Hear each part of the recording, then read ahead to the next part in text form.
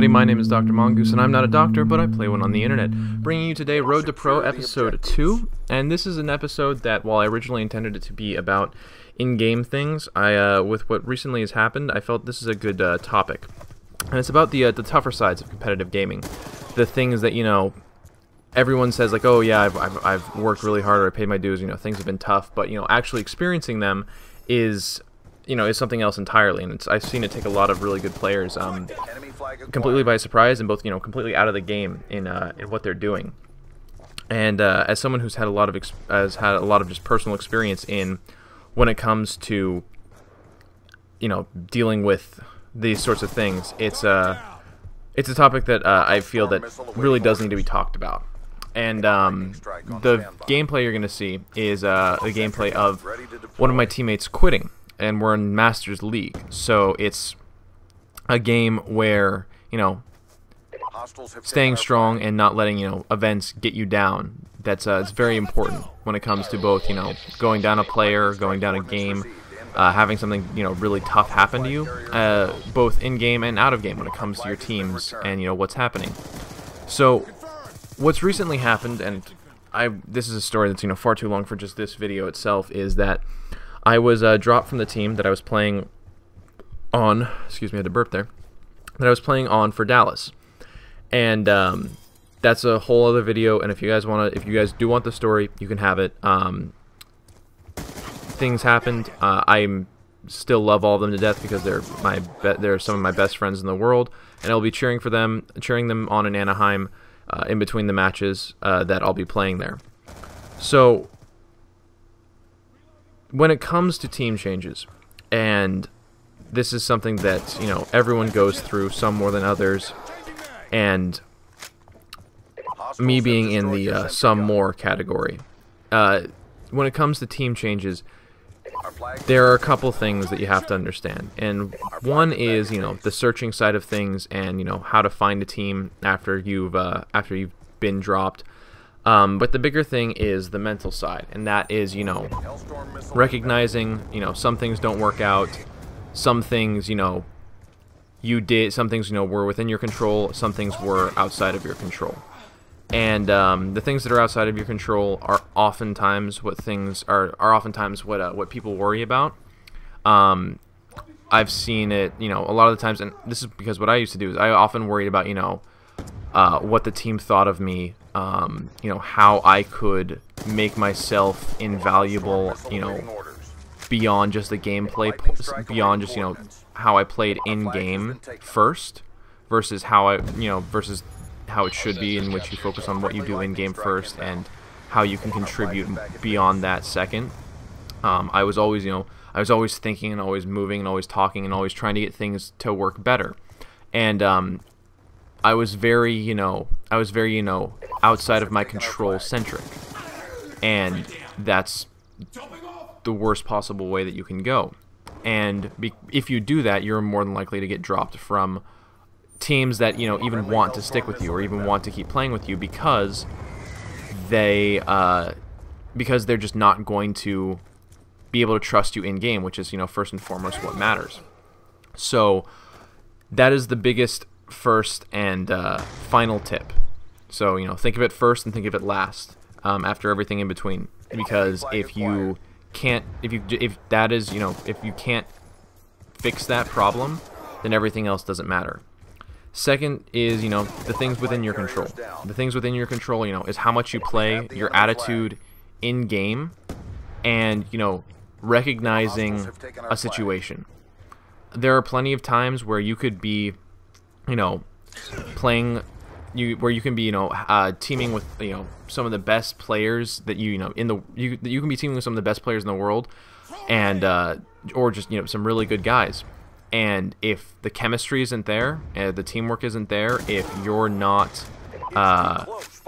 if just things aren't clicking, then that's a team that's going to get knocked out, first, second round. You're not going to do well because there's not a comfort there. Then again, if you're also on a team where best friends love each other, the comfort is there, and everything is going great, personally, team wise, but you find yourself you find yourself losing situations consistently, or you're not doing something well, or something isn't covered, then it's the exact same thing.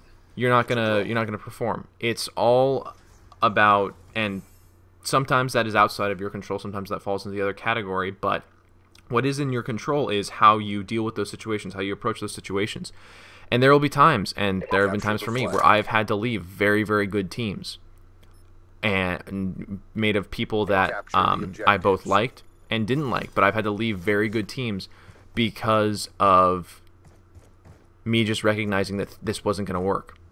And it is a better thing to, leave something that looks good, but won't do well, than to not take a chance on something than to not do well with something that might not feel as good as that did.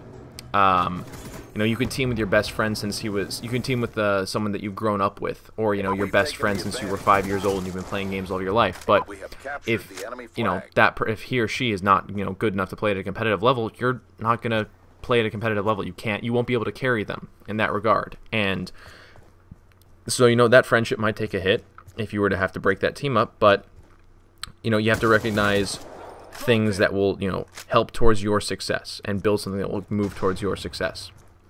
The next big tip is to persevere. You have to always be going at it. Nothing can ever completely get you down. And when it comes to finding the right team, when it comes to finding success, it's going to take a while. For me, it's taken the better part of 6-7 years. Granted, that was also because I stopped, kind of playing competitively for a decent amount of time, my final couple years of high school. But it's been a solid 5 to 6 year journey from 2005 until now. And the biggest thing is to, no matter what happens, no matter what gets you down, pick up, get up, dust yourself off, and keep going. My big story about oh, you can do better, just keep going, don't ever give up sort of thing is when I was in high school in 2008. I was getting ready to compete in Halo 3 for MLG San Diego in 2008, and I had been playing with this team for Halo 3 for a couple of months, and we had been things were going great. Meshing really well, good chemistry, having fun, because that's again another very, very important thing, is just to have fun, do well. And it was the day to buy the team pass. The team passes were going on sale that day, and I texted them in the morning and asking them, okay, well, what's going on? How are we gonna do this? How are we gonna get the money to each other? That whole thing. And I receive a text. I hear nothing. A couple hours later, text them again, because they were a little older. Some had work. I think I was 17 at the time, and I finally hear back from them at like 6:30 in the afternoon, 6:30 in the evening. And the text is that they had already bought the team pass with another individual, with a different player than me, because I've then discovered that for a couple of months that they had been for about a month and a half, and we'd been running for about 3 months, 4 months. They had been running with a different player in my spot, because for their own reasons, or for what they said was because of team things, they wanted to make a change.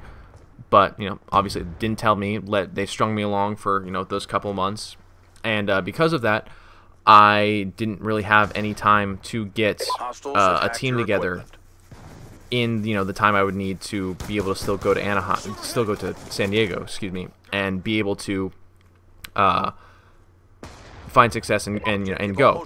I was 17. You don't have much money. You have to kind of plan this stuff out, and I just didn't have the time for it.